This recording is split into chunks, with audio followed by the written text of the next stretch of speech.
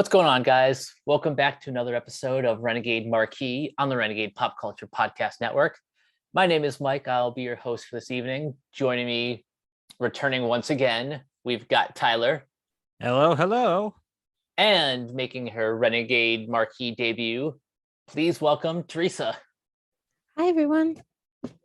So on this episode, we're going to try something a little bit different. Our feature presentation will be Ghostbusters Afterlife, but before that, I've got a handful of other movies that I want to briefly give a shout out to. But I'll let Teresa go first. What other movies aside from Ghostbusters have you seen over the past month?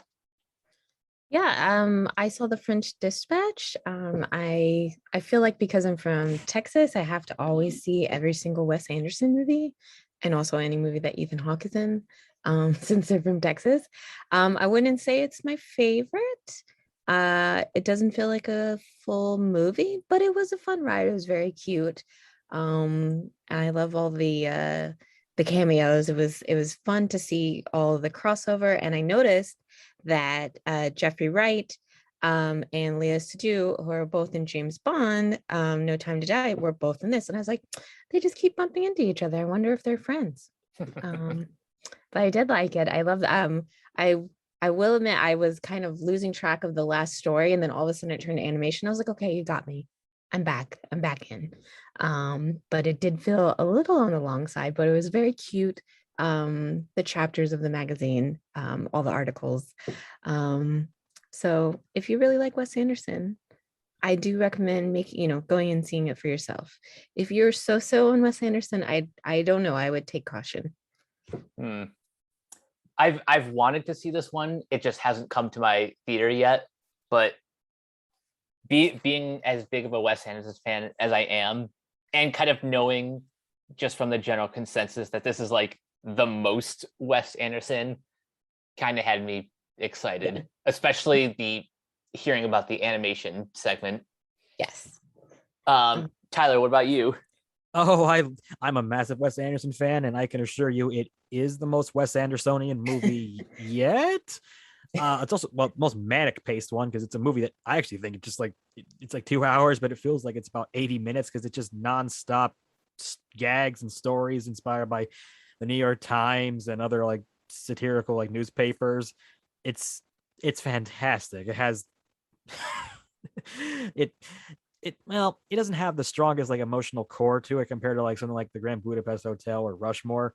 It's not my favorite Wes Anderson film. In fact, if you were to recommend this as like a first Wes Anderson film, that might not be a good idea, to be honest. But it's like I said, it's the quickest paced one. It's the most outrageous one. Like, we keep saying animation. Not only is it animation, it's very much animation as inspired by the creator of Tintin. Yeah. Okay. Yeah, like that's our style. That's the last segment, although there's several parts where it will go like within a story. Oh, now it's a Broadway play version of a scene being talked about by the characters in the story, or the animated segment, or just the zoom in on paintings. It's completely nonstop, like I said, manic. Manic's the word to describe this movie. But I mean that in the best way possible. I mean, this is a story that starts off with Owen Wilson getting mugged by an army of freaking like Catholic kids. That's true. Yeah. Did you have a favorite part? Oh, absolutely. The last story was my favorite one. Okay. Because I thought Jeffrey Wright had the strongest performance, and it's also the one that had the most emotional tone to it, because like the last scene he has with a chef character is actually quite profound, and then Bill Murray even actually comments on his profoundness, and it becomes a joke about how profound it is. And the best side character it also has one of my favorite most random like insert characters where it's just like a strong man shows up and he's hilarious. Totally fair. I think I'm leaning to the first just because the paintings are so wacky that I was transfixed. That's also a great one too. That one also has one of my favorite endings too, where it's like just like something happens and then it goes into slow motion and there's narration where it's like, yes, the great incident of that year where 19 people were horribly murdered, 15 of them by this guy. It's great. It's absolutely great. Yeah, I honestly cannot wait to see this. It's probably the most ensemble cast like, because like, well, there's actors who play characters that have a big role, but it's like only like 1 or 2 per segment. It's everyone else just basically glorified cameos, which is fine. It's just if you're gonna come into the movie like, oh boy, I'm a real big fan of Saoirse Ronan, or oh, what's her name, the lady from Mad Men. Yeah, don't Elizabeth Moss. Elizabeth Moss is like, yeah, she's in there, I guess. Yeah, she plays a character. A character, a person. Really, the main characters really are Benicio del Toro, Timothy Chalamet, and Jeffrey Wright. That's really about it. So something that I have now seen twice, once in theaters and once on home video on demand. Edgar Wright's Last Night in Soho. It's not my favorite giallo inspired movie of the year. That would be Malignant. But this I still thought was a nice change of pace for Edgar Wright. He's trying something a little bit different, stepping out of his comfort zone and leaning into like that psychological horror genre. This is a very interesting movie where the strongest things about it are the performances, the directing, especially this dance sequence. Oh, I know the one you're talking about. Yeah, the one that like you think was done with visual effects and editing, but nope, it's all shot like in like within the frame. And I could tell because there's a slight shot towards the end where they slightly botch it, and you can tell it's in how they're doing it. But I almost think that was done intentionally to show, no, it's not CGI. We're gonna make this slight intentional goof to make it clear this is not CGI, which I kind of respect. Same. That sort of, I don't know. There's something about that kind of slightly imperfect filmmaking that makes me love these kind of movies that much more. Yeah, I like that moment. I thought the movie's okay. There's aspects I like to it. I love the fact that they just kept digging up all these old British actors. Like, oh yes, there's Terrence Stamp, there's Rita Tushingham, there's the late Diana Riggs. They're all in here. Yeah, seeing Terrence Stamp pop up like randomly at first, I'm like, oh hi stranger, where have you been for the past like forever? Yeah, I will say that there's a couple twists in the movie that I can't say I was exactly enthusiastic for. I knew they were going to happen because it's a giallo classic twist, but I just, it's giallos aren't classic films for a reason. Yeah, the third act is not great, but no, it does get better on multiple viewings where you know the story, you know what's going to happen, so you can spend less time worrying about like the plot and more on like the more intricate details, like like really honing in on the details of like the production design, like the costumes, and one criticism that I don't necessarily agree with is people saying that the film relies too heavily on CGI. And yes, yeah, really? What? That's something I've heard. And I guess they're talking about all the like the faceless ghosts that you see like throughout the film, or at least in like those particular scenes. And I don't know, I never really found that distracting in any way. I thought they just kind of added to like the atmosphere. I thought that was fine. Honestly, the more problems I had was like I just thought that some of the characters, like Thomasina Mackenzie's character, I just thought was just really kind of unlikable in an aggressive kind of way. I liked her character. It was her roommate that was my least favorite. She was pretty bad too.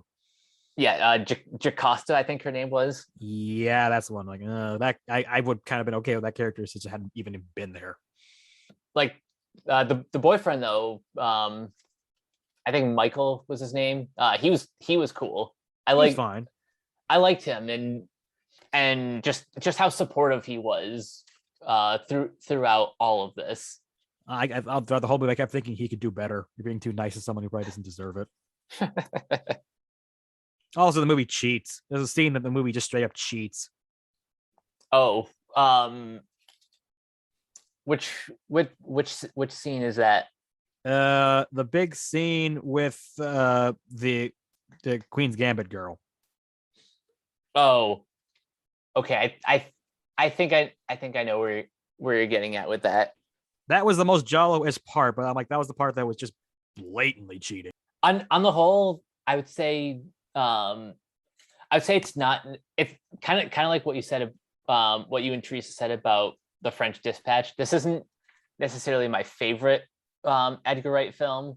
Oh, far from it here, but I respect him for trying something completely new. Yeah, that's my take. I would rather he swing and miss than play it safe. Yeah. Although I think he'll always, he can't really top at this point the Cornetto trilogy. That'll probably be his top mark, but it's okay to not always beat that. You can be Orson Welles. Yeah, and just like keep swinging. Like if he's gonna continue going down this like this path of paying homage to 60s and 70s cinema, I'm sure his next attempt will be better. Yeah, although I will note that I'm not the biggest fan of like those swinging 60s era movies. Like I've never really loved Blow Up as much as most people, so the movie already kind of had a bit of a disadvantage going in for me on that. I don't know if I've ever seen Blow Up, but I am going to try to expand my my classical cinema palette. Yeah. That and I will also note that the day before I saw the movie, I finally realized Last Night in Soho was the London Soho, not the one in New York. That made much more sense to me. Yeah, it's yeah. It's very easy to get those two mixed up. I've been to Soho, New York. I'm like, how is this going to be a horror movie? Just going to be stuck with some yuppies with a poodle.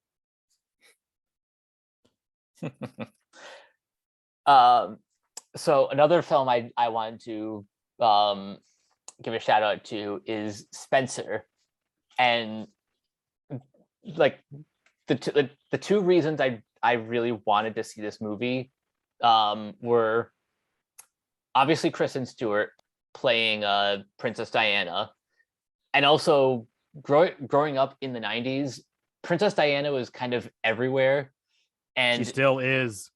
Yeah. Princess Diana was everywhere. You couldn't escape the news without seeing something about,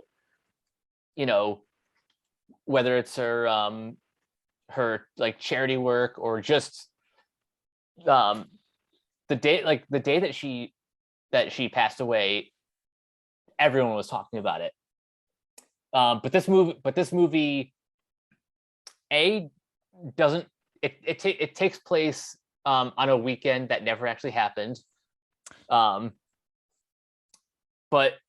it's also not even like a traditional biopic. It's just kind of a hypothetical day in the life of Princess Diana before her divorce with Prince Charles. I think they say it's like December 91 is when like the timestamp says. Yeah, it was like Christmas weekend.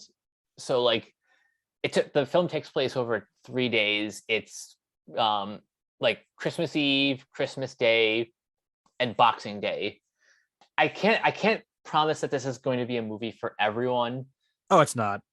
But I can say without a doubt that Kristen Stewart gives one of her best performances.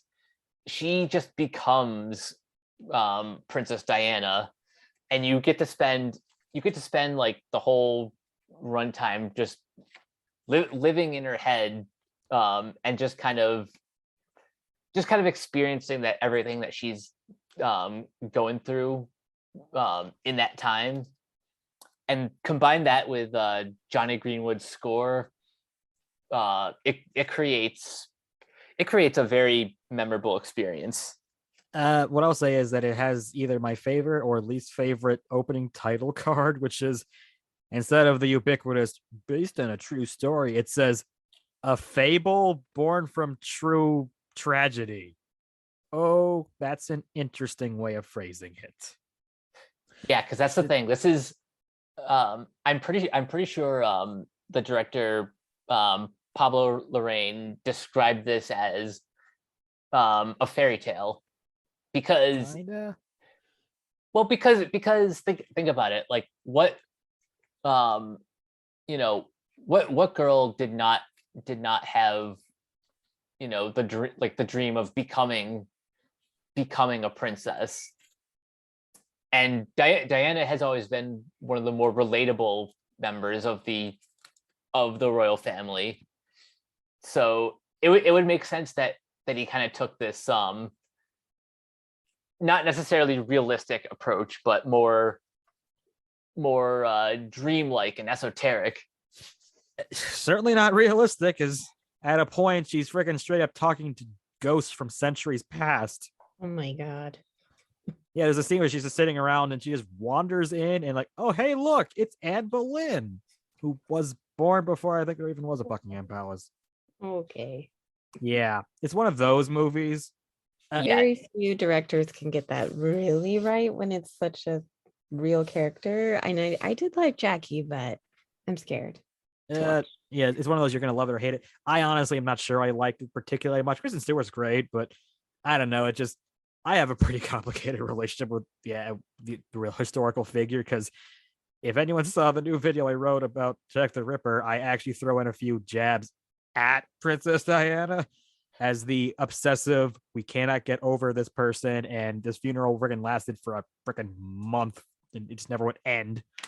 But it's also I do kind of feel sympathy for her because of mental health problems and royal family in general. So it's like I have complicated feelings about her. In fact, funnily enough, I was just on another podcast today just talking about her, and I'm like, yeah, complicated, and she's still popular. I mean, I could count on my hand. Like, there's a couple documentaries that came out this year. There was this. There's The Crown coming out in February, and there was also the Diana the musical, which this was at least better than that.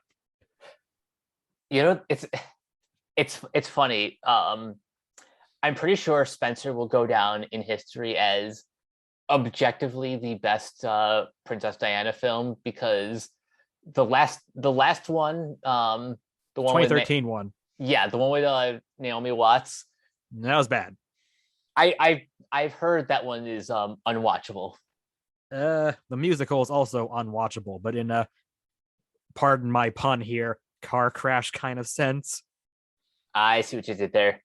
Yeah, the musical is one of those, it's bad, it's explodingly terrible bad, and you just can't look away. This is a musical that straight up has a bit where Diana's singing with an AIDS patient who says, it may be in pain, but I'm handsome as hell.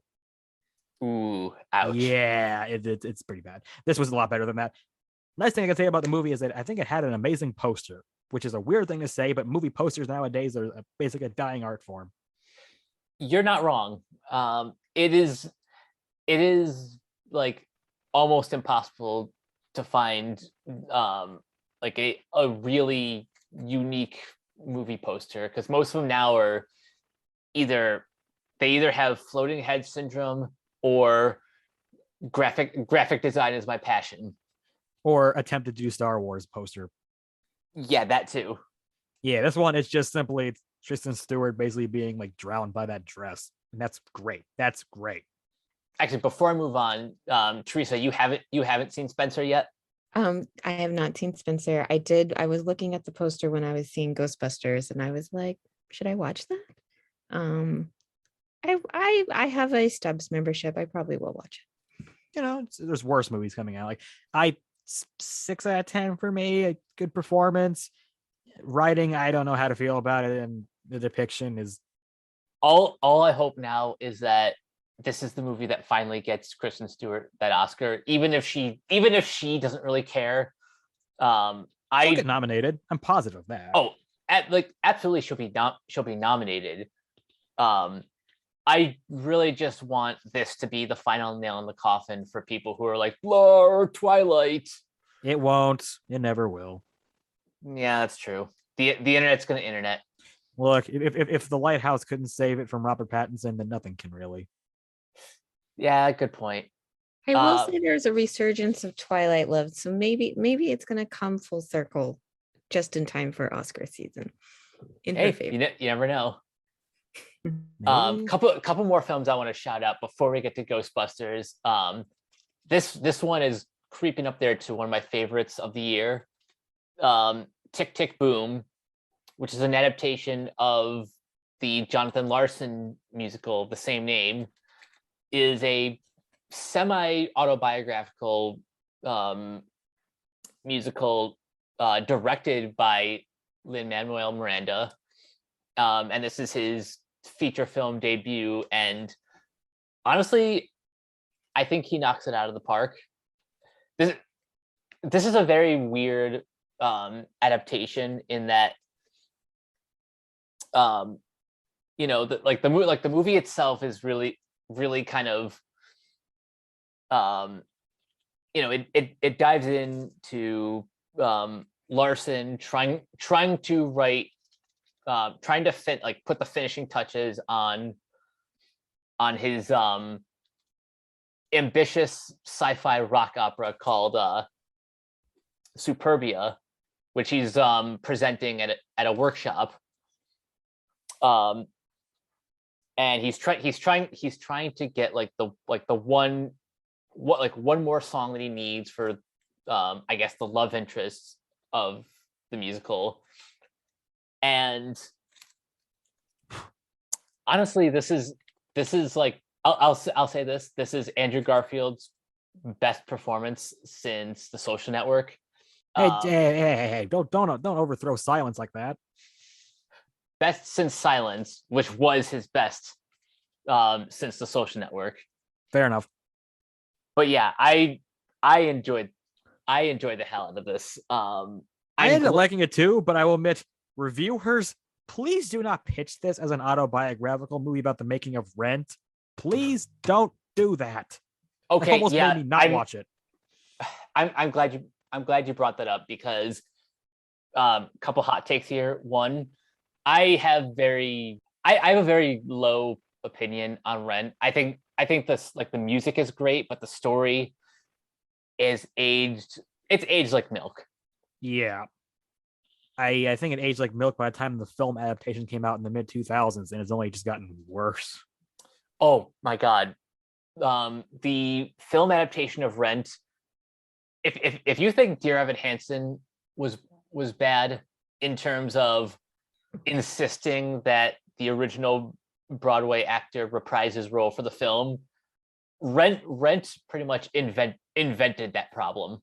Oh man, I was talking with a friend at a gym, and he was a big Rosario Dawson fan. He's like, I don't like musicals, but I went to see that Rent movie, and I'm like, oh no, I'm so sorry for you. Yeah, and also Chris Columbus was just not the right fit for that. No. All of that baggage is to assure people that at most this movie gives like 2 shout outs to Rent. And but they feel like obligatory, like they had to, but they're like, no, we don't want to talk mostly about that. But here's the thing you probably know most about. Yeah, exactly. They're kept to like the bookends, where like the movie itself is more it's more about Superbia, which is a far better show. Yeah, and I don't know about you, but I'm really hoping that someone does an animated adaptation of Superbia, because I don't think there's ever been like a full production, and they kind of allude to that. That's kind of a plot point in this movie, that the workshop was a success, but that didn't really mean anything for the musical. Instead, this movie kind of ends with, oh yeah, so my next musical is going to be, and then it just kind of becomes Tick Tick Boom. Yeah, pretty much.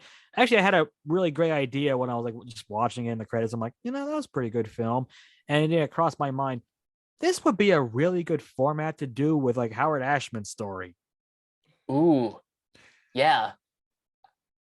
you know, Where it's- you as I would be remiss if I didn't mention, even though we're not on Renegade Animation, today, as of this recording, happens to be the 30th anniversary of Disney's Beauty and the Beast. And if you haven't seen it already, you should definitely watch the documentary Howard. I have full endorsement of that. That documentary was amazing. The film's amazing. Although, like, I don't need to tell you that. You know it. It's like telling me Citizen Kane's good. Exactly. But yeah, thinking about that and like trying to write a musical about Howard Ashman. This movie would, or yeah, the structure of this movie would be like a great format. Yeah, they could focus on something like, I don't know, when he was doing Little Shop of Horrors, and then have like a few shout outs to like eventually working with Disney down the road, you know, stuff like that. Yeah. But if there's one scene like that's like the definitive showstopper in this movie, it's a number called Sunday that takes place at the Moondance Diner, and this number has cameos from pretty much everyone, all like the big stars of Broadway. And let me just bring up the cast list. Okay, so the pivotal Sunday sequence features cameos of Broadway actors from Larson's past, present, and future. The song had only been performed by Larson himself during his lifetime, and so Miranda wanted to depict Larson's dream choir. So he's got Michael Starobin, who orchestrated Sunday in the Park with George, to achieve the sound of the Sondheim parody. The scene was shot under heavy so yeah, some of the cameos in Sunday, you've got Andre DeShields, Babe Newirth, Beth Malone, Brian Stokes Mitchell, Cheetah Rivera, Chuck Cooper, Howard McGillen, Joel Grey, Renee Elise Goldsberry, Philippa Sue, Felicia Rashad, Bernadette Peters. Also, some of the cast from Rent: Adam Pascal, Daphne Rubin Vega, Wilson Jermaine Heredia, and even Lin-Manuel Miranda puts himself in the film. You know, setting up the Sunday number. So yeah, if you're a musical theater fan, then this movie was made for you. Oh, I love that. See, the only thing was missing was just Dina Menzel, but you know, obvious reasons for that, why that's not going to work. Yeah. Like, funny thing about Rent, actually, because okay, this movie came out Friday. On Wednesday, I saw the touring version of Hadestown, and one of the actors was Levi Kreis, who was in the touring version of Rent back in the day. Oh, that's cool. Yeah, the guy played Mark, so it's like, that's a funny thing leading off into Tick Tick Boom. But yeah, this movie, I don't know if I can recommend this one like higher enough. Yeah, just go see it. It's on Netflix, or it is playing in select theaters, probably in New York and LA. There's some also out where I was. Like when I saw The French Dispatch, I also saw apparently they were just getting screenings ready. So there's a few places you can see it outside Netflix. And if you have seen it in theaters, I'm extremely jealous, because I think this movie deserves to be seen on a bigger screen. Teresa, is this movie playing on any screens near you? I didn't notice it. It's definitely not playing AMC because I didn't notice it there, but it's possible there was like one screening, you know, on like the Friday. They do that often at like American Cinematheque or like the Vista, which is not reopened, but sometimes they do that for like, you know, the studio to say they released it. Right.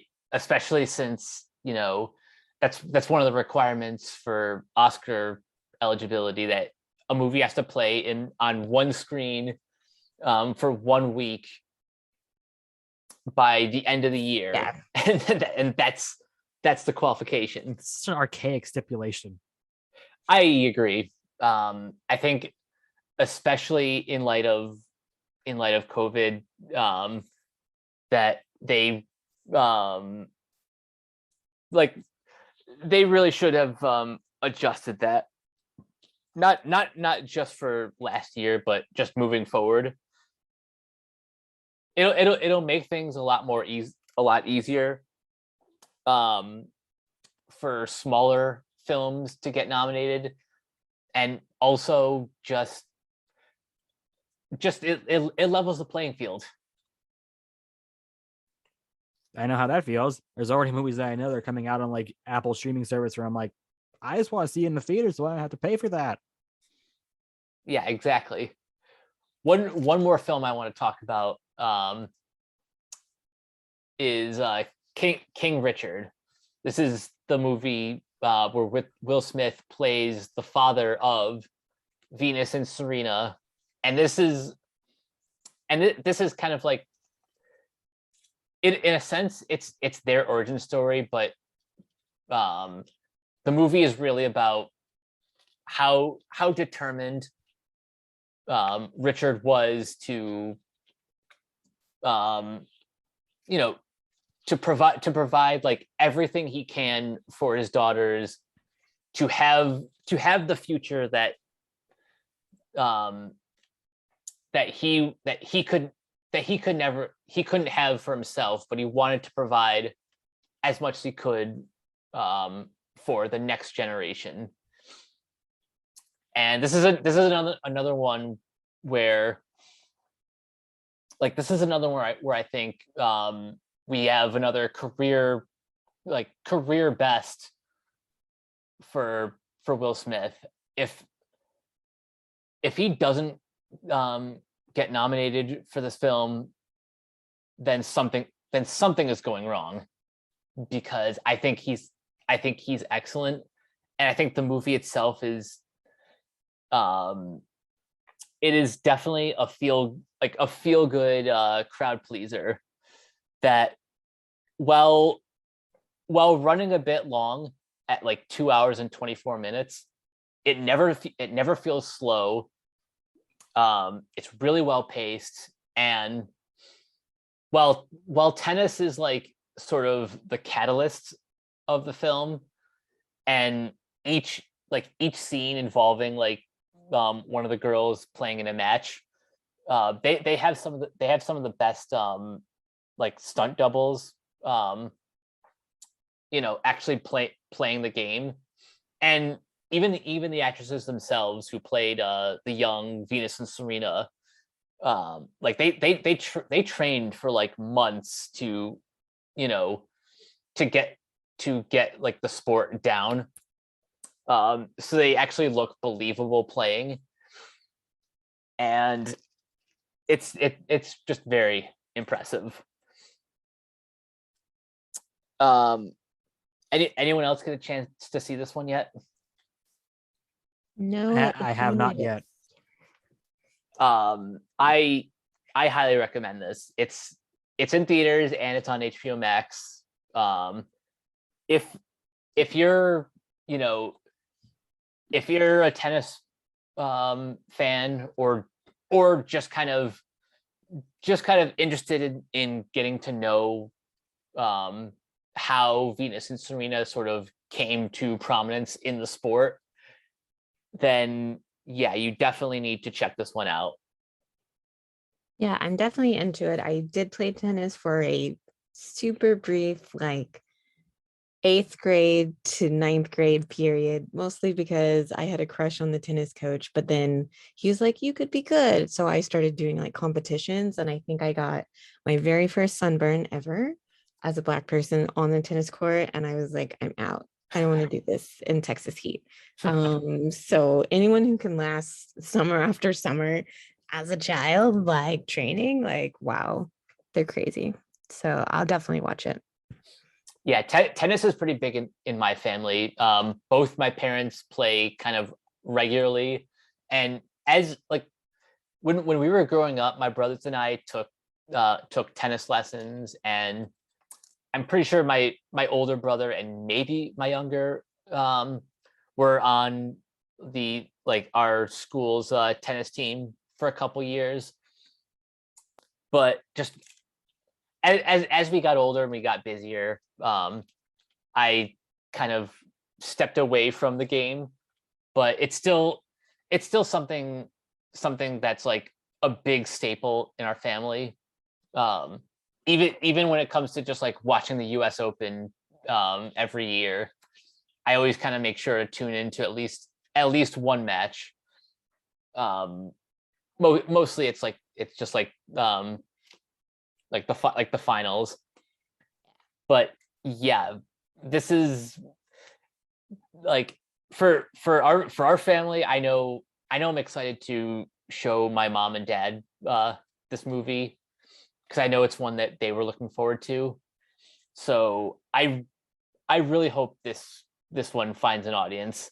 It's not doing so great at the box office. I think it only made like 5 million over the weekend. And I'm sure it'll have legs as its Oscar potential. As the buzz like keeps going on this movie, more people are going to want to check it out for themselves. I'm sure it has a better potential for Oscar potential, a better chance for Will Smith to get an Oscar than Collateral Beauty did back in the day. Oh God, don't even get me started on A that. horrible movie. Before we go to Ghostbusters, are there any other titles that you want to give a shout out to? I mentioned this in the pre-show. This is not remotely a new movie, but I recently saw the assassination of Jesse James by the coward Robert Ford and thought it was one of the more profound movies about legacy and the complexity of writing history compared to a lot of things. And I loved it to bits. It's also why it only made like $2 million. I'm like that sort of guy. And Teresa, any that you want to give a shout out to? No movies. I've been pretty stuck in the anime world for my other podcast. So those are the movies I Ooh. made a point to see. I still haven't seen Venom Carnage, and I'm probably gonna leave this week. So if I don't hurry up. And I finally caught James Bond No Time to Die, which I saw actually twice. Wow. With two friends, the second time at the Alamo Draft House here in LA, which only opened 6 months ago, maybe 8 months ago. Oh wow. So it was always planning to open, and then the pandemic happened. Like another art house, the Limley Theater right by my house also opened like 2 months before the pandemic, and it's now just getting going. So I got to visit both those to see the French Dispatch and James Bond. So making my rounds along with my AMC stubs to all the theaters. Well, if Anna de Armas comes back in a James Bond movie, I'm going to say that's because of you. Definitely. I'm making a point. I would love if she were to just like take over the franchise. Oh yeah. Or just like Eon gives her own Like solo spin-off film. thing. Yeah. I'd be Yeah. into it. I want to know how she got the 007 for sure. Yeah, I've never been quite sure how to feel about the idea of a female James Bond, but after seeing that character for like 5 minutes you got, I'm like, more of this, more of this. I want this. Yeah, I was like, pull one over on him, another one, like please. That's Yes. honestly, that kind of almost made the movie worse for me because I'm like, well, there goes the best part of the movie, and that was probably in the reshoots. Probably. All right then. So I guess now is time for the feature presentation. We have Ghostbusters Afterlife, I call it a Lego sequel to the 1984 comedy classic Ghostbusters. This is directed by the son of Ivan Reitman, Jason Reitman, based on a script that he co-wrote with Gil Kenan, set about 30 years after the events of the original, when a single mother and her two children move to a new town they soon discover they have a connection to the original Ghostbusters and the secret legacy their grandfather left behind. Teresa, I'm going to start with you. Your general impressions of Ghostbusters Afterlife. I should preface, I am a Ghostbusters super fan. I wore my Ghostbusters glow in the dark shirt to the theater. I loved it. I thought it was fun. I thought it was great for kids and adults. I've heard it called Ghostbusters Stranger Things, and it makes sense. I like it. I like Stranger Things. I like Ghostbusters. I thought the kid leads were the best part of the movie. And I don't want to completely spoil it, but some of the cameos, sure, it was fine.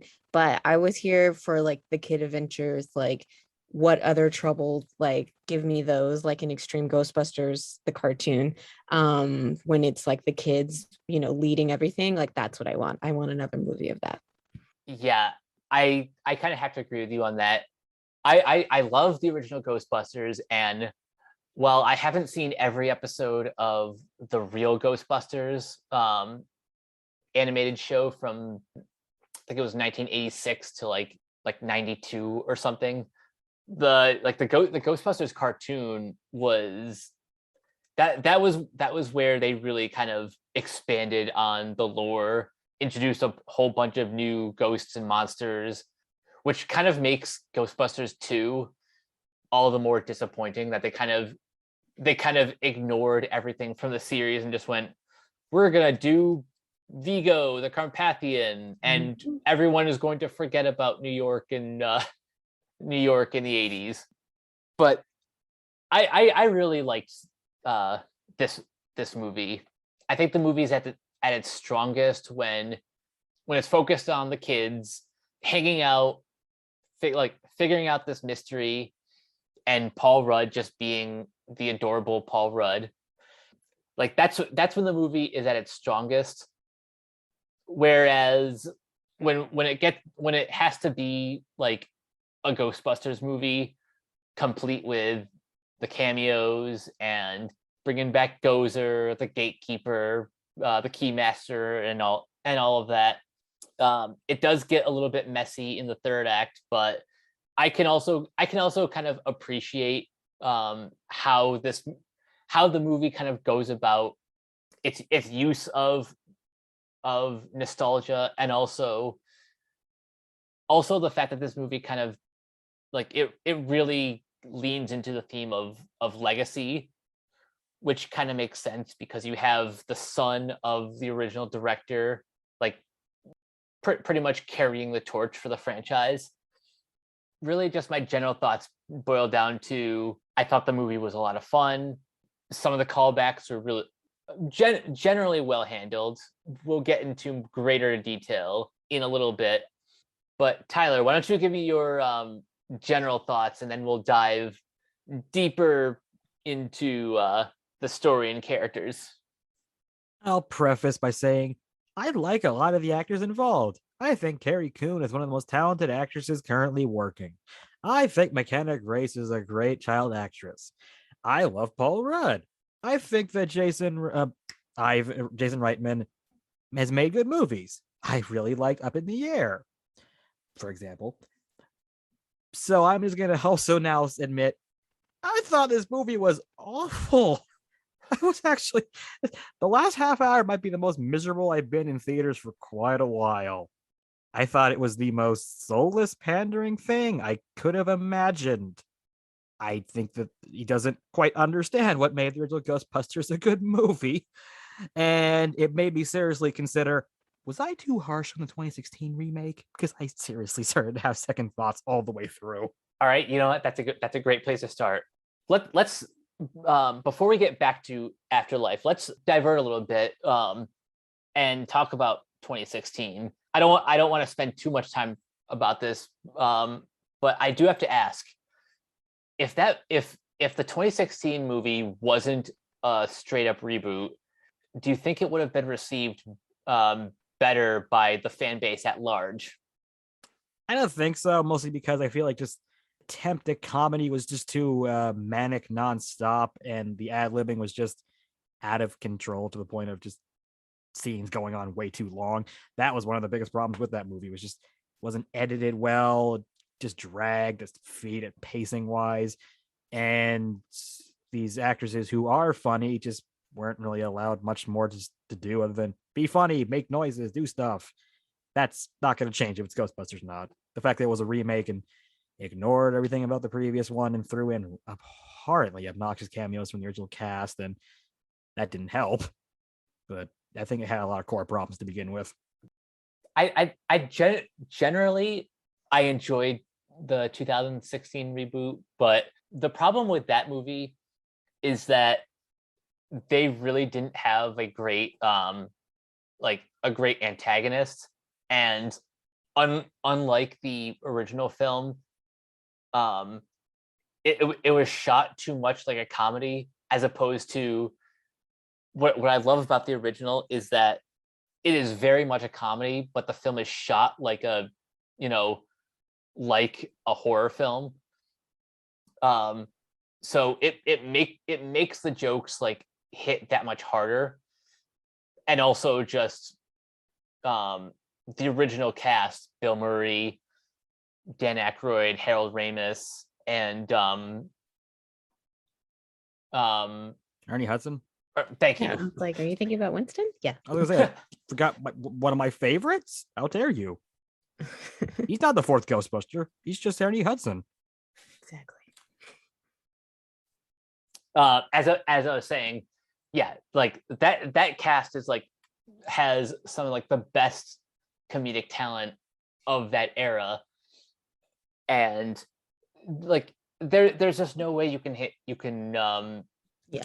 there's no way lightning can strike also twice. Yeah, it was a perfect mixture of like everything is in the casting, the irreverent style, and the screenwriting, which was a bizarro mixture of Dan Aykroyd's ideas, which were 100% serious, and Harold Ramis's ideas, which were 100% irreverent, and Bill Murray's just sardonic, couldn't care less attitude.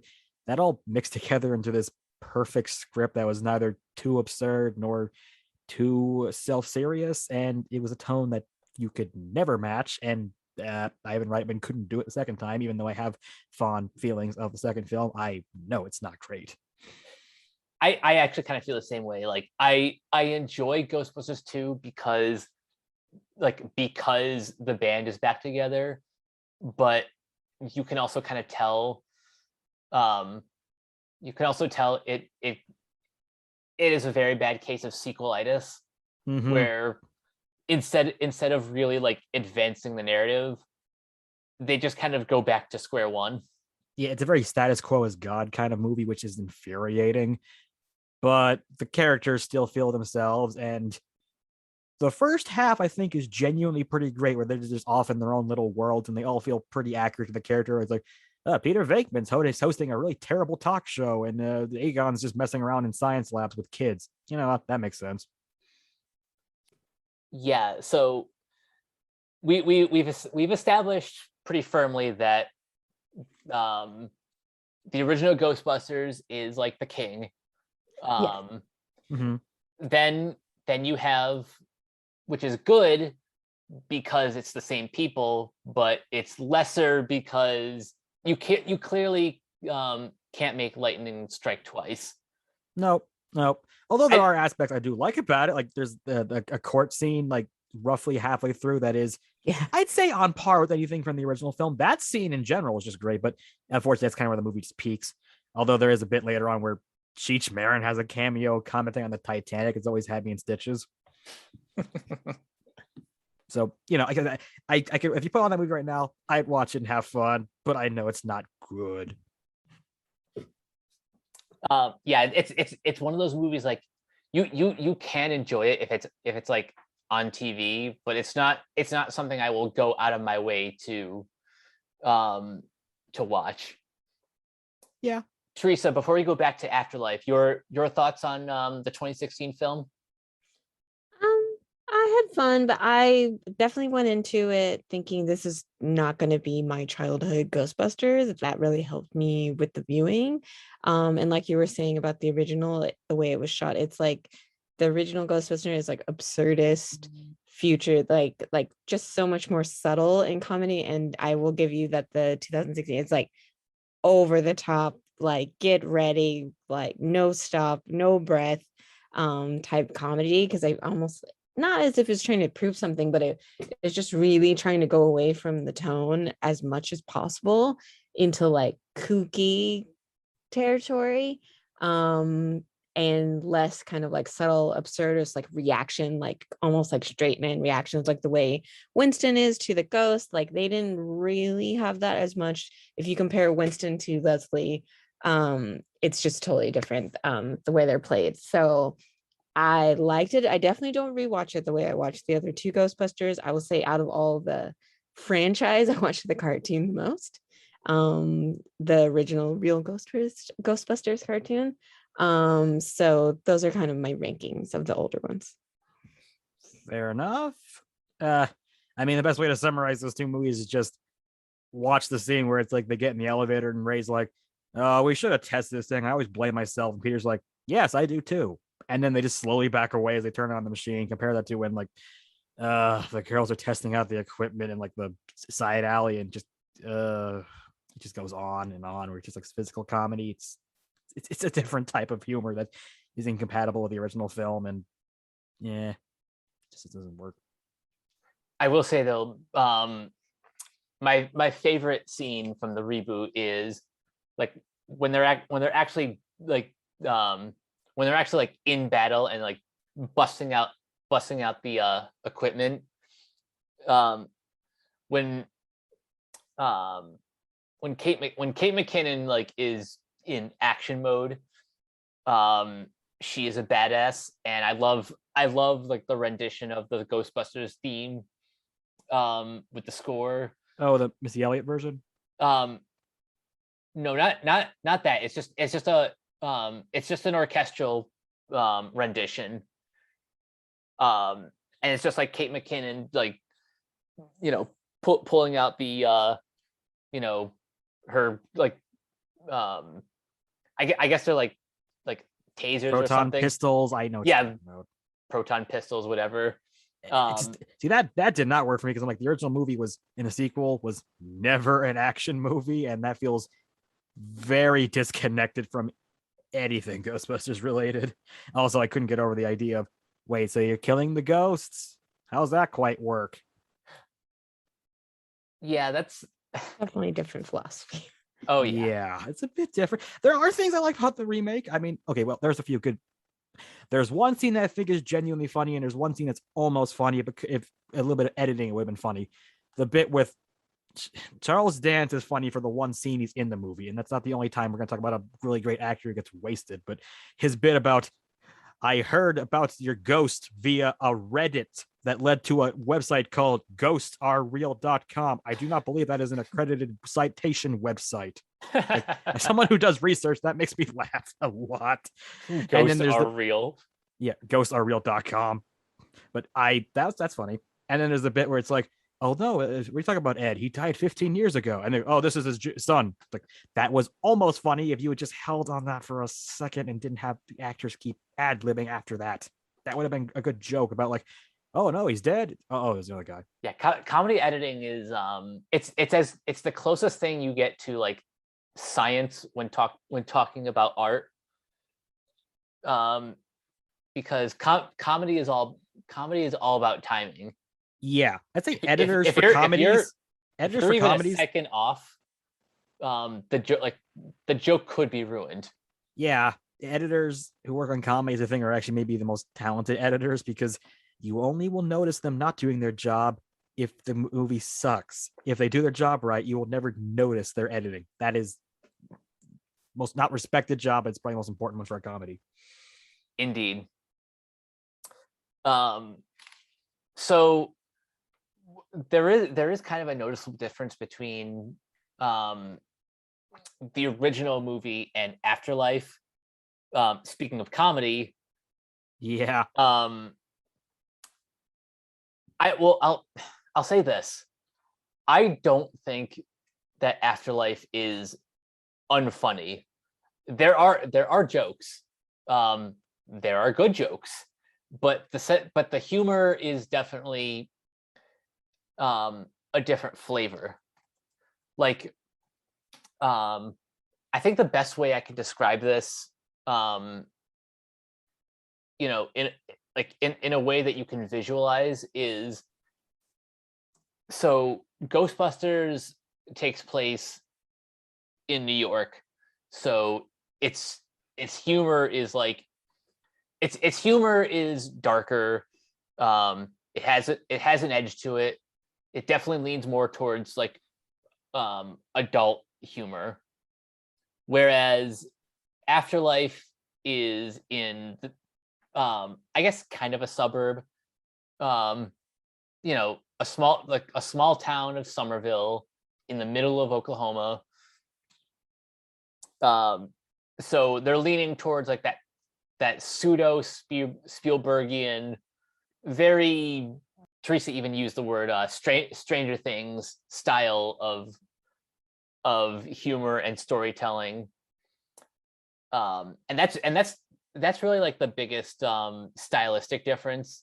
Like the difference between an urban and suburban setting really kind of makes a difference in setting the tone. But like I was saying about the comedy, it definitely has its moments, and people like Paul Rudd and McKenna Grace, even though the joke is that her jokes are terrible, they circle back to being funny, mostly because of the delivery. Because what I'll say is that if I describe the 2016 movie as trying way too hard to make everyone funny with like just line, well, this is about the far as inverse as you can get from it, which is it's not really a comedy. It's more Spielbergian coming of age with occasional quips. It's fair. I can see that. It's not like uproarious, like funny, and I would definitely say because it's like really going for family friendly. I can see why they put it out during Thanksgiving, and it's not like a summer movie or even like a spring like movie that they're like, let's have a family movie that everyone can enjoy. So it's like going for that like Disney does sometimes well, where like the adults can get the joke and the kids can get the joke. I would say they didn't toe the line there completely well. To be fair, the release date's been pushed back like 3 times. What was the original But they release picked date? this one. They were like, oh, we're going in. Was the original release date meant to be like a summer release? Because both 2016 and the original were, I think, were like a July, June-ish release date. Okay, so it was originally scheduled for July 10th, 2020. That got nixed, delayed to March, but then it was pushed again to June, then to January, and this is and then I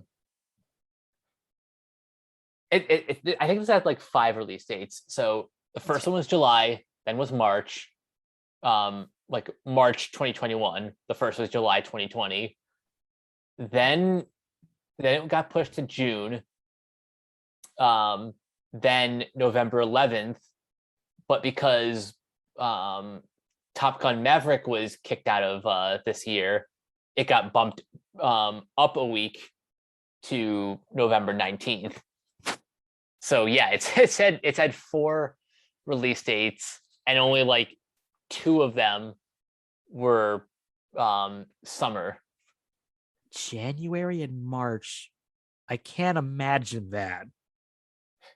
Wouldn't have done well.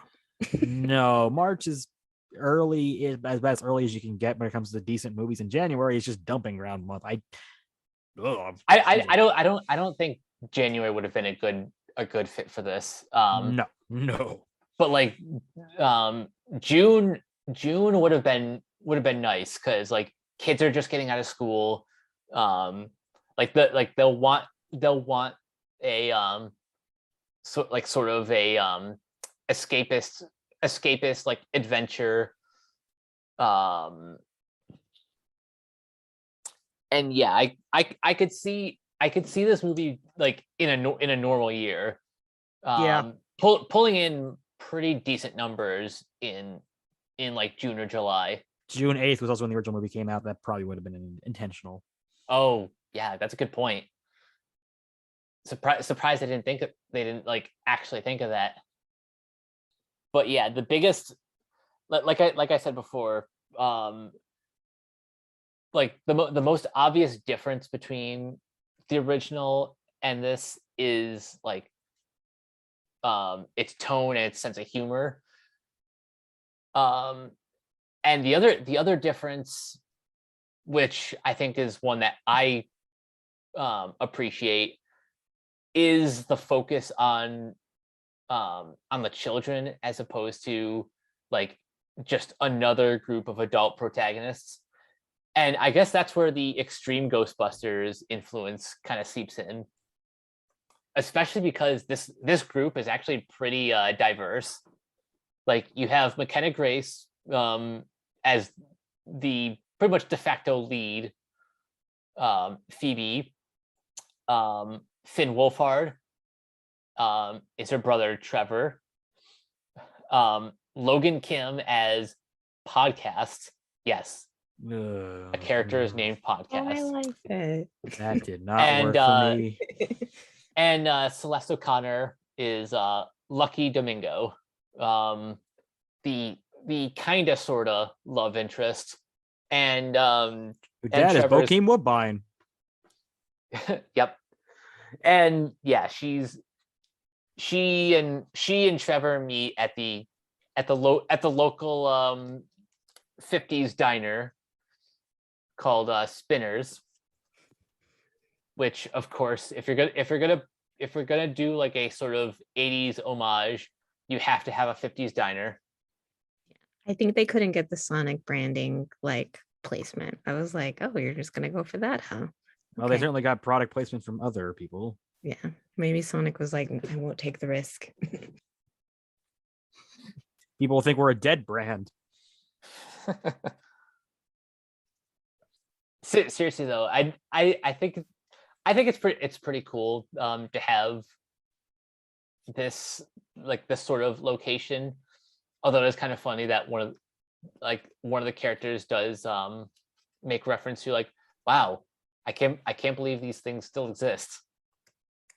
Like, have you ever actually been to like a diner like this? Yeah, I've been to them in New York. Yeah, where it's more fashionable. I worked at, that was my first job, was at Sonic. Oh, really? Yes, and I fell on my skates Oh no. like the first week, and I dumped like 4 frozen slushes into someone's car. Oh no. No more skates, and I got tips still, so it's good. The fun fact: Sonic doesn't let them tip anymore. Oh, really? Which I was like, that's lame. Give the children money. Like, that was the best part. I just spent the money on CDs, so I was just like, why do we let them tip? But I had Sonic once, and it gave me some really bad stomach problems. So it's not as good as it used to be. They got rid of the tipping, and they got rid of the flavor, and they commodified it. And there's only 3 in all of California, so if I go to Sonic, I have to travel like 25 miles to go, and I usually just get a drink, which is very sad. But I do love the little diners. Like, I think it's supposed to be Oklahoma, right? Which I didn't quite pick on until the end. I was like, where in the middle of nowhere are we specifically? It could have been any Midwestern state, really. Yeah. I was like, do you want to settle on one? Because they kept driving, and I was like, am I supposed to know these landmarks? I don't know what's going on. But I do like a good 50s Midwest kids serving me. You're not sure what the quality will be. Diner. It works for me. Or I want a diner with like a really old lady cracking jokes. I like my diner. It also featured jukebox featuring nothing but Patsy Cline songs. Fair. That's totally fair. I like my diners. Whenever I visit my grandma in Long Island, we always stop at this one Greek diner that has been around for at least 50 years and has only been refurbished like a couple times, but it still has generally stayed the same. The food there is pretty good, but it's just kind of tradition to stop there on our way there and back. So anything else about the movie that we kind of need to address aside from Tyler, you mentioned a particular actor who is wasted in like a five, like I think he gets like at most 5 minutes of screen time and only like one real line of dialogue. Yep. There's a character who goes by the name of Ivo Shandor. And he's the one kind of responsible for establishing this town and I guess this this cave or this mountain where Gozer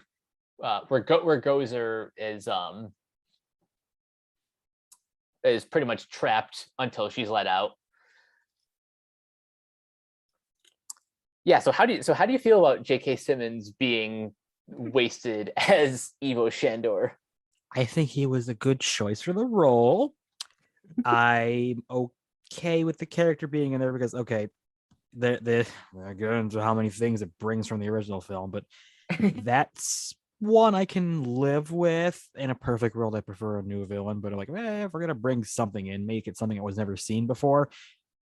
This is all with the heavy preface that you have never played the 2009 video game where he is the main villain.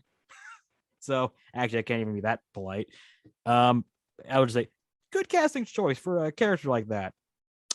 It's a shame that he's only there for, like, as you say, 5 minutes, even though it feels like even less, before he just explodes.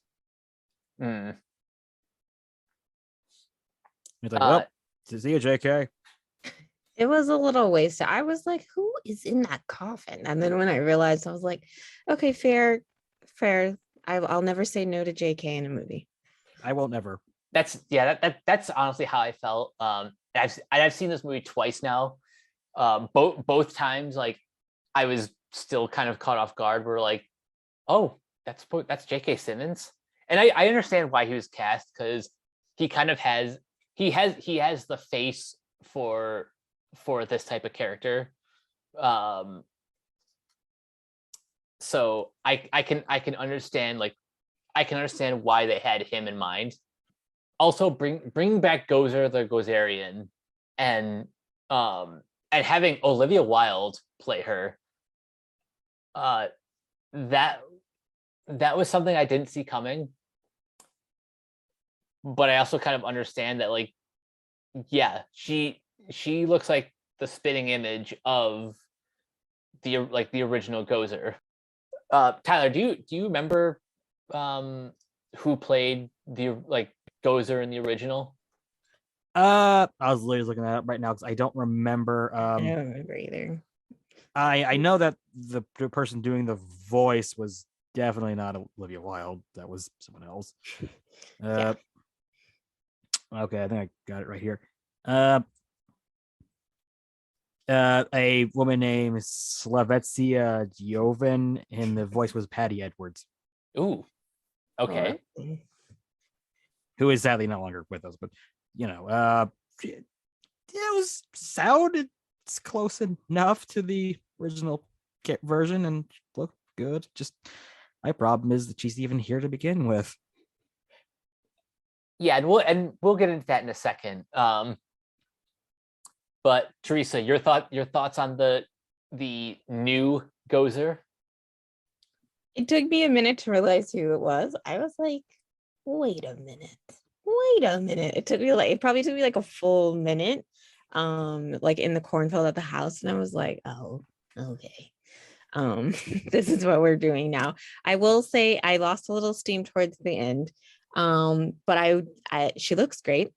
I was a little bit scared of her. I was like, she's gonna mess somebody up here over here, and especially with like how it's with kids now and it's not adults. So I definitely felt like a little bit more danger, but she doesn't really speak. And it doesn't have like that, I don't know, like that when you're on the building in New York, you really have that tension. And I feel like a tension in the cornfield, it just doesn't measure up.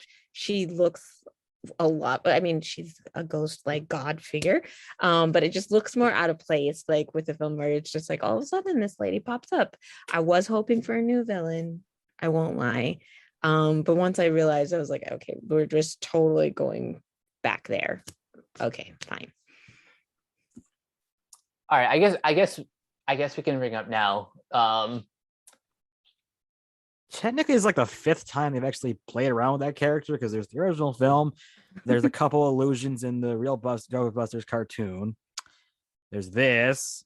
There's the appearance in the 2009 video game. And if I'm going to cheat, there's a post-credit scene for the 2016 movie. They're like, hey, you know Zool? It's like, yeah, I know where you're leading with that. It's like, we just can't get beyond Gozer. Just can't, even though the cartoon show quite easily did. All right, let's get right into dissecting the main problem with this movie, which even though I love the movie, I will acknowledge that there is kind of a fundamental flaw, and we kind of talked about it already.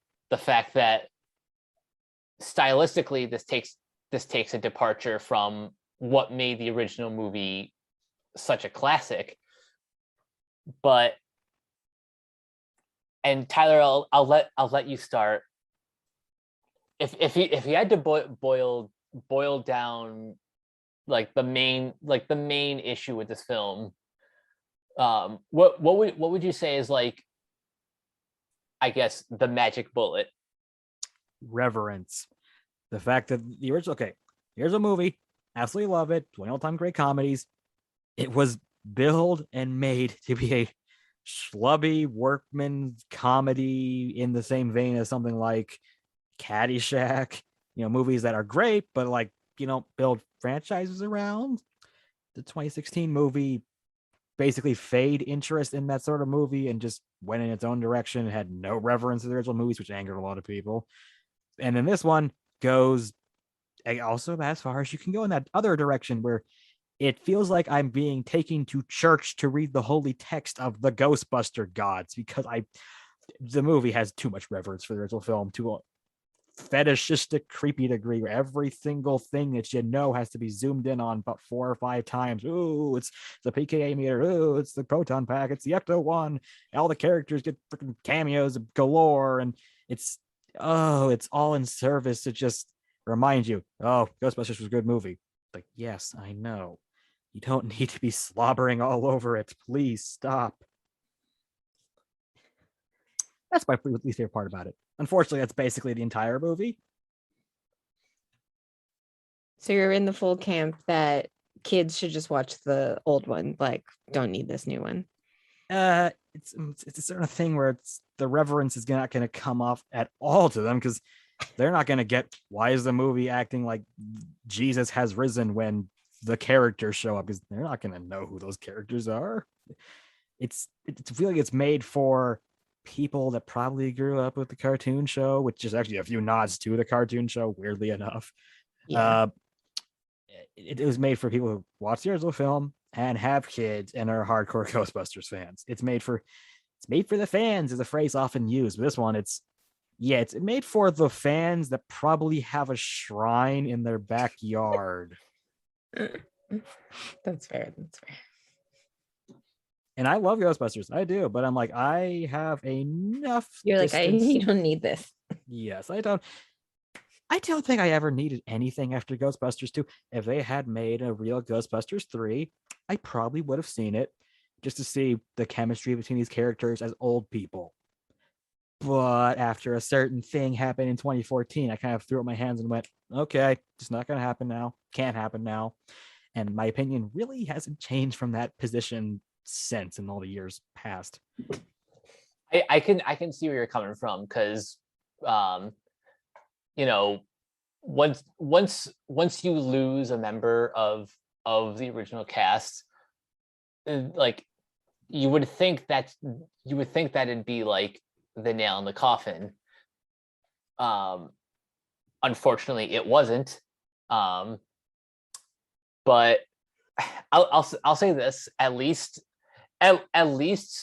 like this movie was directed by like a member of the family.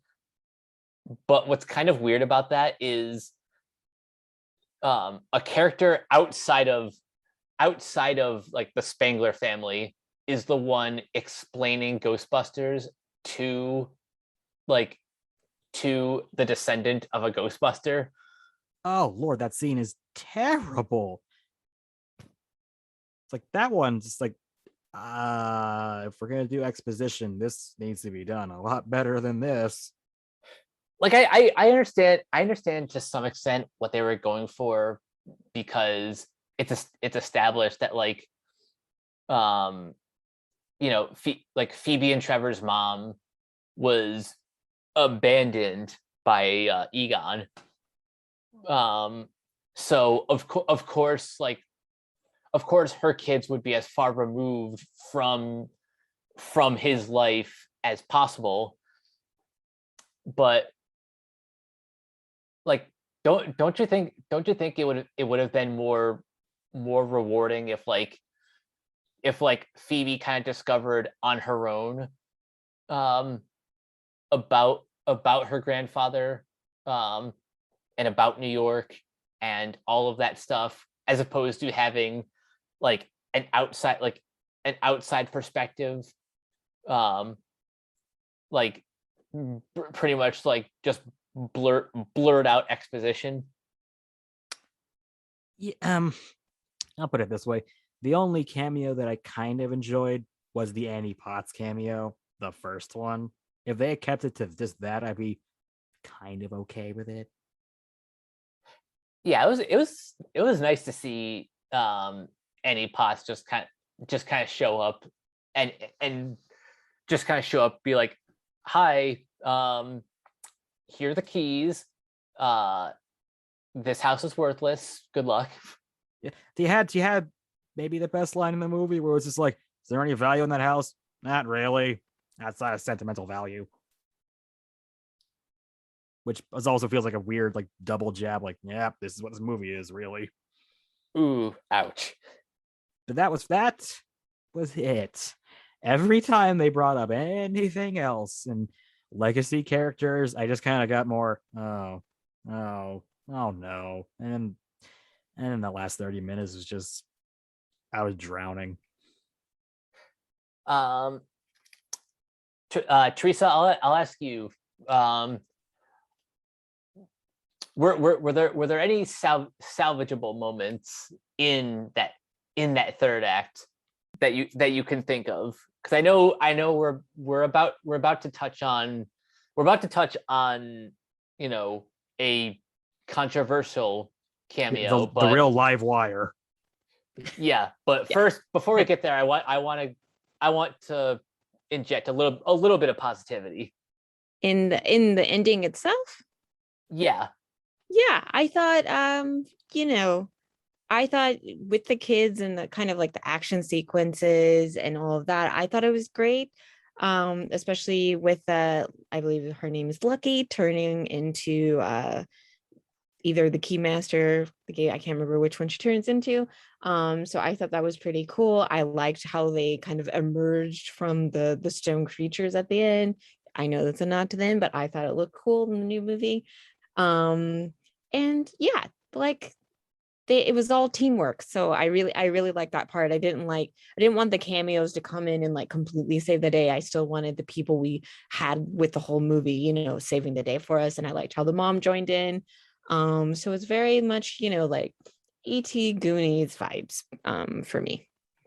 Yeah, I kind of agree with that as well. I like how towards the end of like the big climax, the focus is still primarily on Phoebe as like the main hero, while everyone else is basically just like giving her the support.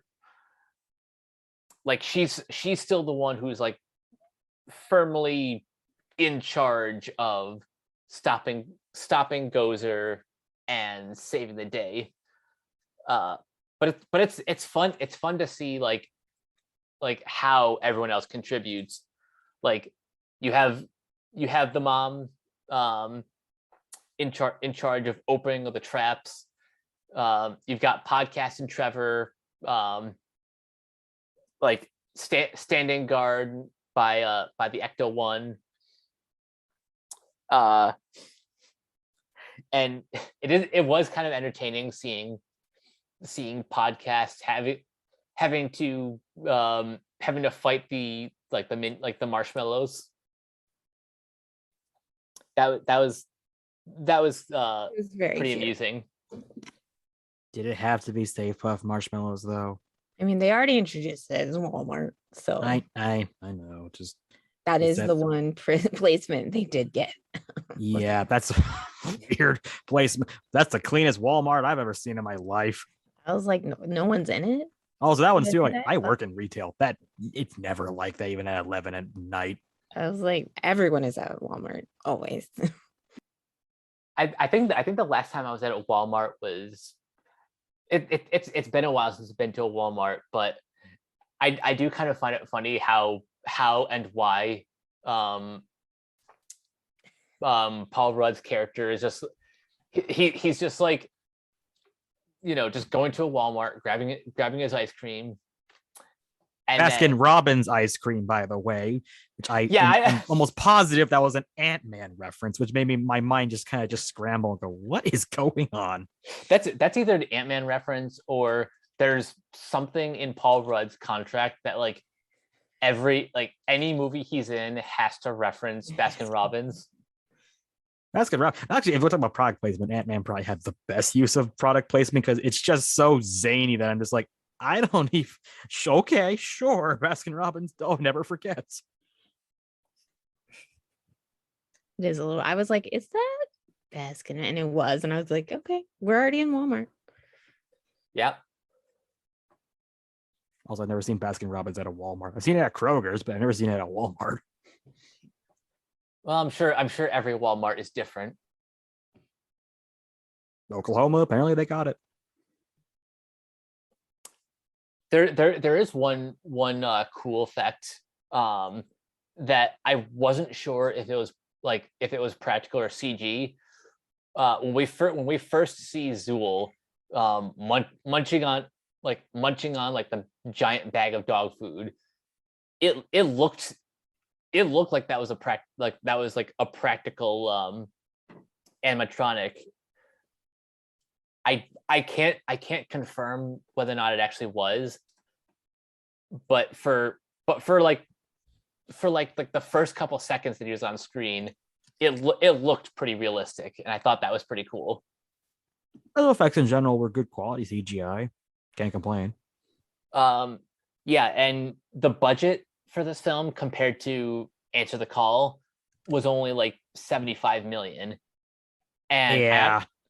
And I honestly think like movies do not have to spend like gobs of cash to look good, because for me it's never about how much money you spend, but how you spend your money.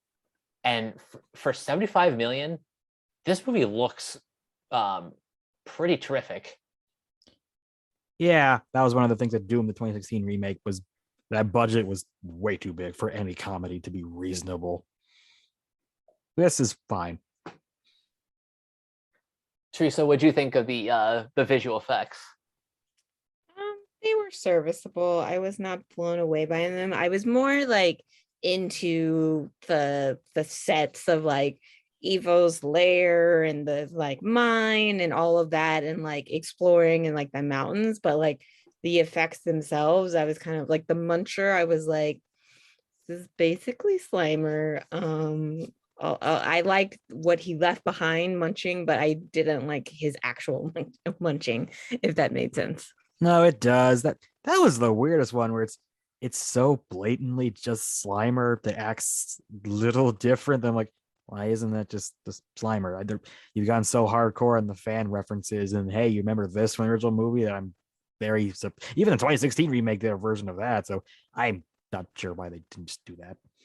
I think the only reason that they made a new ghost was um was so that in the scene where like they're trying to get the um you know the Ecto one and the ghost trap like out of the contraband, that they needed a way to open the lock without picking it. So that's why they had to create Muncher. At least that's how I feel. That's how I feel. Also, that's basically the only original ghost in the movie, and he's basically just Slimer with like the name tag sanded off. Yeah, I think we've established that the film is at its strongest when it's doing things that are new, like introducing a new cast of characters, setting the film in a new location, and introducing a different team dynamic. The setting was one of my favorite parts of it because that is very new. I love the New York setting. The original movies, original one mostly, is a quintessential New York film, up there with like Manhattan or those sort of movies. But going a new direction, I like that small town America where it's just like basically forgotten and creepy little mines and stuff. I can live with this. This is a great place to do something. They just didn't do anything with it. I don't know if this movie's going to get a sequel, but if it does, I would love them to spend more time establishing like this this small town in Oklahoma, and a concept that I've always wanted to see explored in these movies is I don't know if you guys are aware of the real Ghostbusters, like that we see like throughout America. I would love if like that concept was sort of like introduced in the films, like each city or each state has like its own chapter. So you have like the New York chapter, that's like the original, and then if say the 2016 film was like a sequel instead of a remake, that could have been like the Chicago chapter. I like this idea because it's always been something that I've always wanted these movies to do, and it only briefly did in the sequel, which is I wish they would incorporate real actual history from these cities into the Ghost. That's why I always loved the bit in the second one where the Titanic shows up, where I'm like, that's awesome. I love this. I want more of this. Like, why can't they like the Ghostbusters run into freaking like, I don't know, like dead mafia gangsters or like or something like related to like, I don't know, something obscure like the General Slocum shipwreck of 1903 or the Eastland disaster in Chicago or the Great Chicago Fire, something. Come on, I want some real history ghosts. That'd be fun. That's something I always wanted, even as a kid. Yeah, something like that could something like that could like that could be the easiest way to make this concept franchisable. Yeah. I thought they were gonna do that with the mine at first, because I'm like, oh, is this game like the Vulture City mine in like Kansas City where like it caved in and like hundreds of like miners died? Oh, that'd be awesome. And that's not what they went with. Yeah, no, but instead like we kind of had to go back to Gozer because iconography. Yeah, at least they didn't do the Space Death Marshmallow Man again like the remake. Yeah, no, that's probably why they replaced like the giant Stay Puft marshmallow with like the mini Stay Puffs. Yeah, that was already too much for me, but hey, at least it wasn't Gozer turning into it again. That would have been, I wouldn't say 2 steps far, but like just would have been just another step too far for me. All right, we've been dancing around it too long. Yep. Let's talk about it. The lowest point in the movie for me, because this is the thing I knew it was coming for years. Not a fan. Oh boy. Okay, yeah. So Harold Ramis, or Egon, is in the movie, but with a catch. He doesn't get a line. He doesn't get a single line of dialogue, and I can understand on the one hand why they didn't want to do that, because like Egon has a very specific cadence and mannerisms that like that I thought McKenna Grace embodied perfectly as a descendant of the character, but I don't know if I trust any sort of like any actor to like voice match what Ramis brought to the character. Mm-hmm. So Tyler, I'll ask you, what are the pros and cons of how Egon was portrayed as, I call him the Force Ghost of the film? You know how I had some complaints about how Halloween Kills handled that flashback scene? I still don't care for that, but now I almost feel like I want to apologize, because I just realized just how much worse it could get.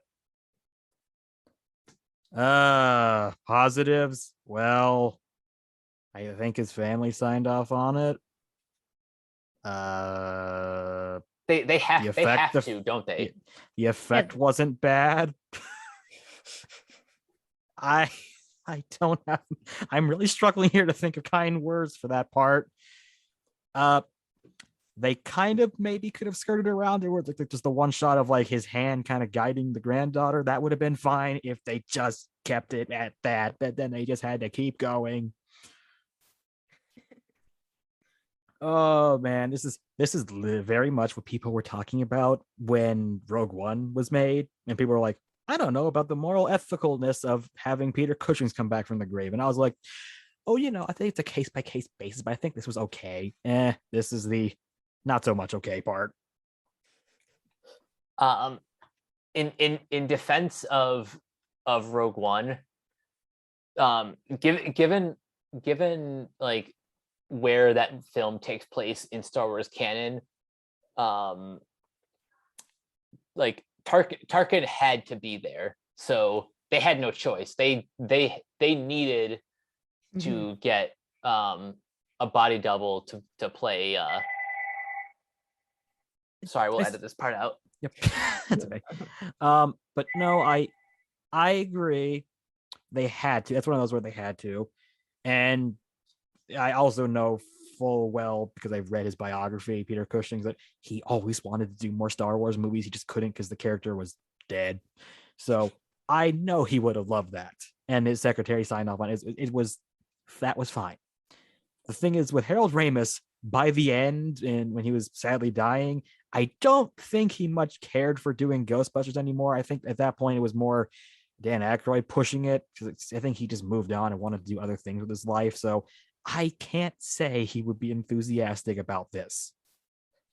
That's a good point, because Ramis passed away in 2014, and before that, I do not recall any interviews of him like speaking like passionately about Ghostbusters the way freaking Aykroyd named the production company Ghost Corp pretty much specifically so he could like set up an office and focus on like Ghostbusters adjacent material. Yeah, like I'm sure if the original movie Ghostbusters 3 had been made, I'm sure Hal Ramis would have said yes to it, but I don't think he was ever pushing for it. He was just kind of indifferent, and then Bill Murray was aggressively against it. Yeah. Yeah, like That's like the famous story of Murray being handed the script to Ghostbusters 3 and ripping it to shreds. yeah. I do not doubt that happened for a minute because he's definitely had that standoffish. I just don't care, and it still shows in his performance here because it looks like he wants to be dead. Pretty much. Yeah. Teresa, um your pros and cons of Egon as the Force Ghost. Um, I'm not totally against it. I get why they did it. I honestly I thought it was gonna be worse, let me say. And I was like, it doesn't look terrible. Fine. It looked a lot better. I preferred that he didn't say anything. I didn't want to real I think the hug went on a little too long, really cheesing it up. Yeah, he hugged Um, everyone too. That was also yeah. weird. I was like, okay, he's a ghost. This is confusing my ghost rules. That's what I was thinking the whole time. I was like, wait Yeah. a minute. But I get why they did it. I feel like it was, it was cute enough. Once we already got past like Bill Murray popping up, I was like, okay, sure. And I see, in the character art, like from a screenwriting, like they resolved their issues. They apologized for the past. He could move on and float up to the sky. Finally meet his grandchildren. I get it. I just wanted a little bit more subtle, I think, personally. Yeah. Also, I thought the I think characterization was bizarre too, where it's in what universe is Egon gonna flip off about, oh my god, Ghost is coming back, and then everyone's gonna go, yeah, right, Egon, don't believe you. It's like, what? Yeah, I think that was a little strange. You'd think either everyone would be on board or At least Ray. yeah, Like, right. Like I think that's the weirdest part. Like Ray of all people is the most bitter about the team splitting up, and then Egon leaving with all the equipment. Yeah, I just don't believe he wouldn't believe him. Like, just that didn't gel for me. I was like, this is weird. If he's owning in the cult shop, he should be right down in that rabbit hole with him and being a dirt farmer. yeah, Exactly. Like Bill Murray can kind of believe being dismissive, where it's like, whatever, you go do your thing. But like Ray, no. And then Winston, I can see him chagging along because he's like the most loyal. And yeah, I just, that felt incredibly forced and didn't make any sense. And even the idea of him being a deadbeat dad, like, oh, that didn't work at all for me. Yeah, I was like, he'd send letters unless there was a court order. Maybe standoff, maybe not social, but I'm like, I can't imagine just being ignorant. I was like, this is in the future. Like, he died a week before them. I was like, there's phones. I don't know. It didn't make sense. Yeah. That opening scene didn't work well for me either. Can you explain a little bit more what about it didn't work? Was it was it just the fact that it was too was it the fact that it was too dark, or that like pretty much the whole time they tried to obscure like the face of the Egon body double? That was definitely, it was very clearly, I wouldn't say it was quite Game of Death Bruce Lee level, but it was comparable, which is not great. And then also, this monumental event like, oh, the death of one of the Ghostbusters, which to kids is like saying the death of one of the Beatles. It feels kind of it just happened. It's just that in general just did not work for me. Anything with Egon did not work aggressively. I can see why the opening doesn't really work. However, I'm also thinking like I'm thinking like the only reason why this movie isn't just Ghostbusters 3, is like they're branching off this new cast of characters almost entirely because Harold Ramis is no longer with us. So that's why these new characters have the last name Spangler, as opposed to being an entirely new family. Yeah, it's like I'm sure that Jason Reitman meant this in a really touching way. I don't think he's being cynical about all this. It just he went about it the clumsiest, most incompetent way, to a point where I was heartened to have freaking PTSD flashbacks to the Galaxy Chocolate Audrey Hepburn commercial, which is something I never want to think about. I think though, because it was Jason Reitman directing this and not like some random work for hire, like I think that's the reason why I at the very least understand the like that narrative decision. It's all in the execution. I don't Misguided. I don't think this was made with any ill intent. And I would say compared to other like nostalgia revivals, this one, it feels like it comes from a genuine place, but the stumbles are certainly there. That's kind of the problem, though. It's coming from a place of too much respect and love. Like, I know this is your dad's work and you gotta respect it, but I've seen your earlier movies. They're usually a bit more subversive and cynical. I love Thank You for Smoking, and that movie is about the most hard-edged, cynical thing I could have imagined from the year 2007. That is not remotely present here. Yeah, he's definitely sanitized the humor and played it safe. Play it safe is something I could say about the movie in general, especially as a clear response to the 2016 movie. Like, he can say it's not, but no, I'm pretty sure it is. Yeah, definitely. I feel like that was like the whole reason when they're like, oh, let's just go there again. Let's just do that. Like, I hate to be the person to say like I could make this movie better, but I'm like, look, it's been what, how many years? 1989 was the original Ghostbusters sequel.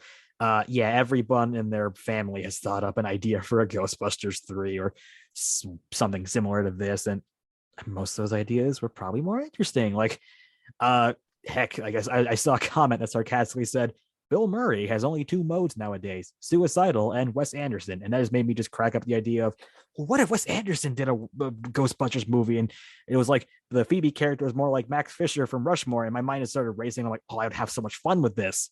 But, that ain't gonna happen. Damn it, because that actually sounds like it would be a lot of fun. Yeah, like Wes Anderson kind of dipping his toes into the supernatural. Yeah, something like that, where it's just like, what if it was just like the mother and the daughter, and it's like, oh yeah, he gonna die, but it's like, instead of being murdered by ghosts, he was just like corporate sellouts along with the rest of the Ghostbusters, and just peacefully died, and they inherited this place, and then it turned out they were just natural ghosts everywhere. It's like, oh, it's like the ghost of like the long dead miners that want to kill the family of like some descendant that just killed them, and they got to learn to do the ghost thing, and then at the end, the girl goes to like Columbia Law School, and the teacher is it Peter Venkman, and she meets the real Ghostbusters. It's like, come on. Fair. I just thought of that literally in like 2 seconds, and I'm like, I would probably have more fun with that. So I think this is a good place to kind of wrap up our final thoughts. Teresa, do you want to just go ahead and give a summary of your overall impressions? Yeah, I'd give it's a solid like B minus, maybe B. I give it B. I'll be generous because I did like it. Don't expect too much. If you're a fan, give it a try. Maybe try it on streaming. If it's not going to be a full family event. But if you're a family who has watched Ghostbusters together, I think it's very low stakes, and give it a shot. If you like Stranger Things, give it a shot. Tempered expectations. Sounds fair. Tyler, your your final thoughts? I mean, I'd say the 2016 movie's probably worse, but this one I kind of came out feeling more dead inside just because it did nothing for me. And that last 30 minutes was just a never-ending cavalcade of bad ideas that just coalesced into sequel baiting in the future. And I just have no investment in.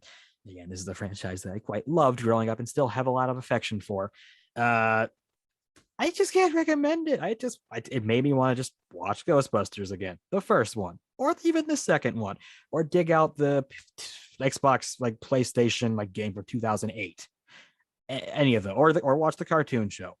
All of those felt more creative and interesting, and at least had something to it than reminding me about how awesome the original movie was. Yeah, I don't know, a D. 1.5 stars. I got nothing out of this. So despite how critical I have been on this podcast, on my original Letterboxd review, I did give this a 4.5 out of 5. But I will say, watching this in theaters, what I genuinely had a great time. Watching this movie more or less on its own, like on its own merits. I thought the new characters were wonderful. McKenna Grace is clearly the main attraction of this film. Some of the callbacks were kind of cute. Some could have been handled better, but I think in my opinion, no Ghostbusters movie is ever going to be better than the original. And the last two attempts, this one and the 2016 reboot, are to me kind of feel like two halves of the equation. And I'm sure combined could have created like the perfect Ghostbusters successor. But yeah, I actually it's fun to compare and contrast those two because they both in many ways are of comparable quality, but they got there by taking the exact opposite route. And it's just interesting to compare how it should have gone more in this direction, and then it went way too much in that direction. That's interesting to me. Yeah, more like the movie. 2016 like followed the like the comedic template as far as like four of at the time the biggest comedians that came from SNL, and like they came from SNL and also just were like prominent movie stars in their own right. Whereas this was focused less on star power and more just on like just general like acting ability. And while the stakes were certainly more, while the stakes in Afterlife feel a little bit more tangible, similar to the original film, it didn't have the same comedic edge. So yeah, I stand by that. This and in 2016 are like two halves of a whole. But if you are hungry for more Ghostbusters and you've never seen either of the animated shows, whether it's the real Ghostbusters or Extreme Ghostbusters, I would suggest seeking those out, or checking out the comics if they're available. The IDW comics, yeah, those were pretty fun too. Yeah, so there is plenty of Ghostbusters out there. Lord, actually, just thought of something, which is this would improve the movie to at least some degree on originality. If you're gonna have a callback villain, don't make it Gozer. Pick something from the cartoon show. Should have made it like Sawayne or the Boogeyman. Something that, if you know the cartoon show, that's great. But if you hadn't, that would be still very new. Yeah, sewing would be good. Actually, yeah, that is actually a good suggestion. All right, well, this was a fun discussion. I'm glad you guys were on board. Before we head out of here, Teresa, where can everyone find you online? They can find me at Teresa Electro on all social platforms. That's Teresa with no H. And Tyler, where can everyone find you? They can find me at Debunk File. That's the YouTube channel I currently write on. I finally finished my 4-month-long video project about Jack the Ripper, and I'm already working on new things down the road that might actually include ghost stories that would make for a good Ghostbusters film, now that I just think about it. So, keep you up to date on that. And you guys can find me on Twitter at Captain K42. You can check out my quick thoughts on letterboxd.com/CoachK42. And you can find me in all the various Facebook groups just at my name. You can check out Renegade Pop Culture on Facebook and Twitter at Ren Pop Culture. Look for us on Podchaser. Listen to all of our podcasts on Anchor, Spotify, Apple Podcasts, wherever you may listen. And last but not least, everything can be found at renegadepopculture.com. Mean escape, so do we. That'll do it for this episode of Renegade Marquee. We will catch you guys later. Peace out.